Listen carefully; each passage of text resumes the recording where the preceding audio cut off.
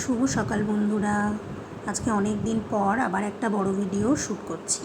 তো দেখো, সকাল সকাল আমার তো রান্না দিয়েই দিনটা শুরু হয়।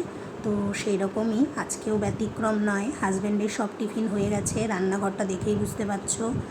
আর এখন তো আবার একটা নতুন কাজ হয়েছে, যেটা রান্নাটা খুব তাড়াতাড়ি আমাকে কমপ্লিট করে নিতে হয়, যেহেতু মেয়েকে স্কুলে দিতে যেতে হবে, মেয়ে খেয়ে যাবে, সেই জন্যে একটু তাড়াহুড়ো। তো আর বসে চা খাওয়াও হয় না, আর কোনো কিছু বসে একটু টাইম পাস করার সময় সকালের দিকে একদম থাকে না। তো ভাবলাম ঘরের দিকে যাব, তার আগে ভাতটা বসিয়ে দিই, যাতে ভাতটা হয়ে থাকে। তো ভাতটা বসিয়ে দিয়ে তো আর বেশিক্ষণ এখানে দাঁড়ানোর প্রয়োজন নেই, তো সেই জন্যেই ভাতটা আগে বসিয়ে দিচ্ছি। তো তোমরা সকলে কেমন আছো? আশা করি সকলেই ভালো আছো। অবশ্যই কমেন্ট করে জানিও, যারা আমার বন্ধুরা আছো, আমার ভিডিও নিয়মিত দেখো। তো সকলকে অনেক ভালোবাসা জানাই, আর সকলকে পাশে থাকার জন্যে অনুরোধও জানাবো। অবশ্যই একটু সাপোর্ট করো, কারণ বন্ধুদের সাপোর্ট ছাড়া তো কখনোই বড় হওয়া যায় না, জানো। তো এই যে জার্নিটা শুরু করেছি, এটাতে পাশে থেকো। দেখো, ভাতের সাথে সাথে আমি ডিম সিদ্ধটাও বসিয়ে দিয়ে আসলাম, কারণ দুটোই আস্তে আস্তে হতে থাকবে, ওদিকে দাঁড়িয়ে থাকার প্রয়োজন হবে না। তো তারপরেই আমি বিছানাটা গোছানোর জন্য চলে এলাম। প্রতিদিন এই কাজটাও তো করতে হবে। তো এখন যেহেতু প্রচণ্ড গরম, তো সেই জন্যে দু একদিন আবার মশারি টাঙানো হচ্ছে না। এর আগের বড় ভিডিওটাতে বলেছিলাম হাজব্যান্ড অফিসের কাজে দু একদিনের জন্য বাইরে গেছে, তো 3 দিন 4 দিন ছিল, তারপরে ওর হাজব্যান্ড চলে এসছে। তো এবার এত গরম পড়েছে, এখন তো এসি চালাতে হয়, এসি না চালালে থাকা যায় না, তো সেই জন্যেই বেড কভারগুলো হয়। তো দেখো, চলো সব বিছানাটা গুছিয়ে ভালো করে ঘরের কাজগুলো আগে সেরে নিই, না হলে এবার একের পর এক রান্নার ওদিকে ব্যস্ত হয়ে যাব, তারপরে দেখা যাবে এই বাসি বিছানা পড়েই আছে, আলটিমেট আর কিচ্ছু গোছানো হয়নি। তো সেই জন্যেই ভাবলাম চলো আগে করে গুছিয়ে নিই। তো বন্ধুরা, শুনছি কলকাতাতে নাকি প্রচণ্ড বৃষ্টি হচ্ছে, আর কি ভালো একটা ওয়েদার। মা বাবা দিনে তো দুবার করে ফোন করেই, তো তখনই আর কি কথা হয়, সব কিছু জানতে পারি। তো কলকাতাতে বৃষ্টি হচ্ছে, কি দারুণ একটা ওয়েদার বলো। আর ঠান্ডা ঠান্ডা ওয়েদার আছে এখনও, কিন্তু এখানে তো এটা কল্পনাই করা যাবে না। এখানে তো অনেক লেটে বর্ষা আসে, কি বলবো, সেই জুনের থেকে বর্ষা শুরু হবে। তো এখনও সেরকমভাবে বৃষ্টি হয়নি বললেই চলে।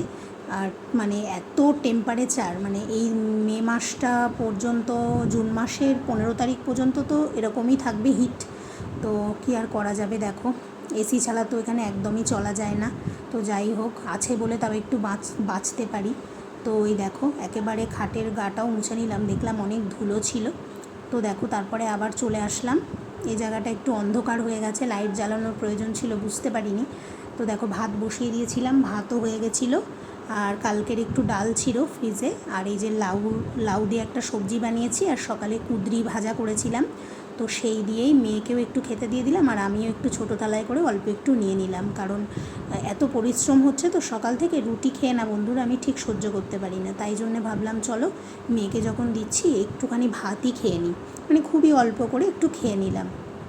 আর দেখো, একার সংসারে সব কিছু তো একা হাতেই করতে হবে। একটা সবজি হয়ে গেছে, যেটা দিয়ে মেয়ে খেয়ে নিয়েছে, আর এখনও তো আর একটা সবজি বাকি। তো খাওয়া দাওয়ার কাজটা মিটিয়ে এদিকে চলে এসে আমি আবার সবজি কাটতে বসে গেছি। এই একার সংসারে এই একটা জ্বালাতন, কি সব কিছু একা হাতে কমপ্লিট করতে হয়।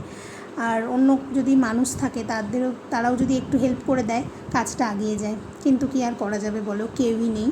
যা করতে হবে নিজেকেই করতে হবে, সব কিছু গুছিয়ে টাইম মতো শেষও করতে হবে, আবার বাকি কাজগুলো এগিয়ে নিয়ে যেতে হবে তার সাথে সাথে। তো দেখো, এদিকে সবজি কেটে আমি আবার রান্না চাপিয়ে দিয়েছি। ওই যে বাটির মধ্যে দেখালাম, পটলগুলোকে আগে ভালো করে ভেজে নিয়েছি, আর ডিম দিয়ে পটল দিয়ে একটা কষা কষা করে তরকারি বানাবো।